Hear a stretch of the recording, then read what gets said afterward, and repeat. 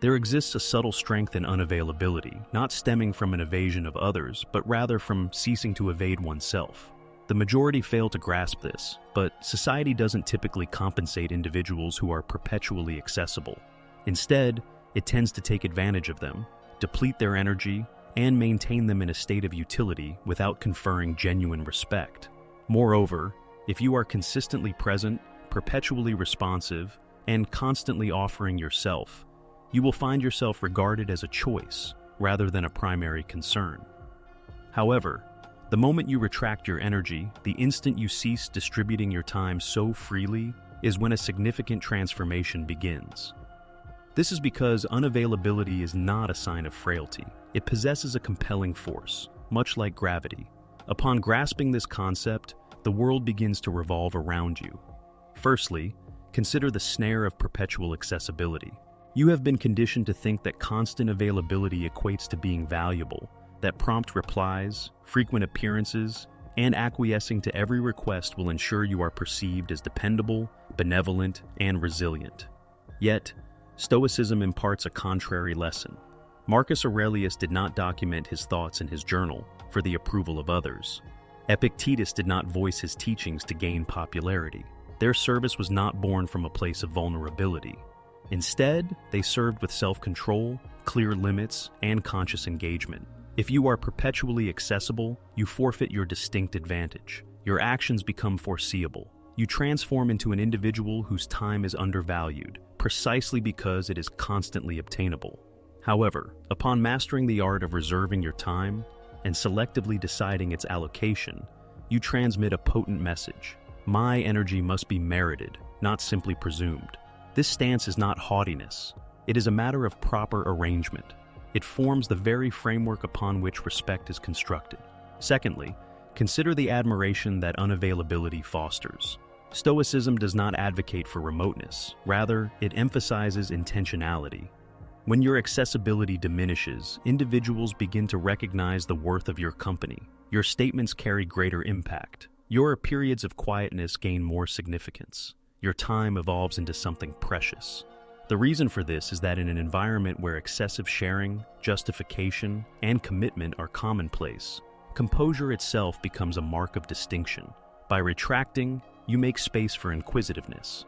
When you are not perpetually contactable, others tend to contemplate your previous remarks more deeply. They do not merely listen to your statements, they sense their significance.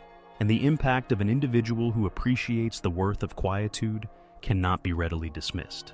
Epictetus said, "It is impossible for a man to learn what he thinks he already knows." If you are constantly accessible, individuals assume they have already deciphered you. However, when your presence is limited, they pay attention, they absorb, and they show respect. Thirdly, achieve emotional regulation via measured availability. Reduced availability pertains not only to your schedule, but also to your emotional composure. Should every message demand your attention, every phone call disrupt your focus, and every crisis influence your state, you are not actively directing your existence, but merely responding to external stimuli.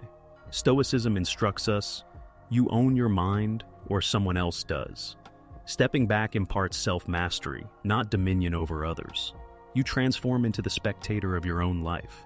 You cease to react impulsively to gratify others. You stop compromising yourself for approval. You start to hesitate before responding, to select moments for speech and for quiet, to act based on conviction rather than coercion. This hesitation, this command over oneself, represents the most valuable asset in a turbulent existence. Upon mastering this, you commence leading without needing to elevate your tone. You exert influence merely by living in accordance with your principles. Fourthly, understand how disengagement cultivates concentration. Once you cease being accessible for every demand, you become exceptionally available for what is truly significant: your objectives, your self-regulation, and your internal landscape. Envision the transformation in your life if you discontinued sacrificing your mornings to aimless digital consumption, ceased responding due to feelings of obligation, and stopped justifying yourself to individuals who had no intention of comprehending you. You would be changed beyond recognition, in the most positive sense.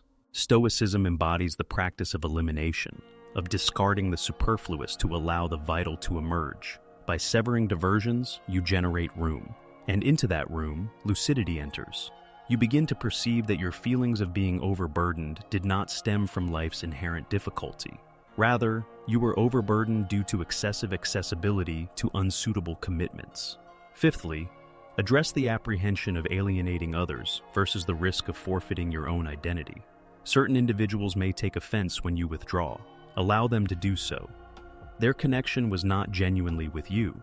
They were attached to your accessibility, your readily offered energy, and your propensity to yield. Release them, for the price of perpetual accessibility is insidious yet profoundly damaging. You start to forfeit your inner equilibrium.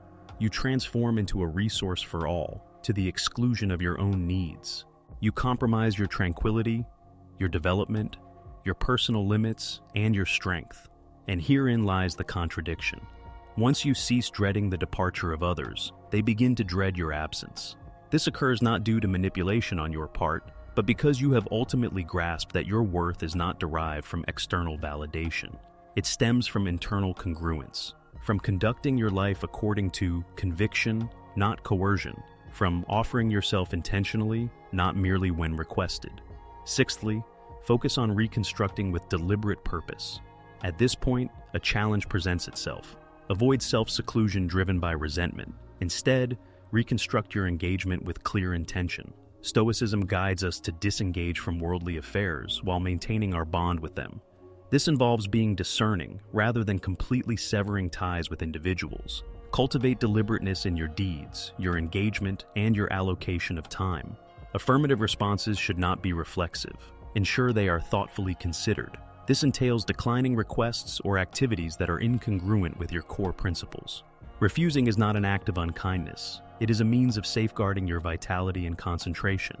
Allocate personal time without feeling the need to justify it. Embark on solitary walks without prior announcement. Allow yourself respites devoid of guilt. Engage fully in your own existence. Establish periods for contemplation or quietude, insulated from interruptions.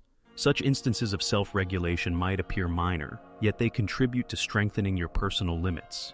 By living deliberately, you cease to be undervalued. Others will come to understand the preciousness of your time.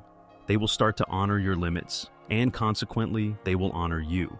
The more thoroughly you adopt this approach, the more you will discover your energy channeled towards what is genuinely important. This includes the individuals and pursuits that are worthy of your investment. The practitioners of Stoicism never harbored a fear of solitude. Their apprehension was directed towards being sidetracked, out of sync with their principles, or detached from their inner selves. Therefore, cease making yourself accessible to all demands, and you will ultimately become accessible to what holds the greatest significance. Once you prevent external forces from drawing you in myriad directions, you gain the capacity to concentrate on the elements that imbue your life with purpose.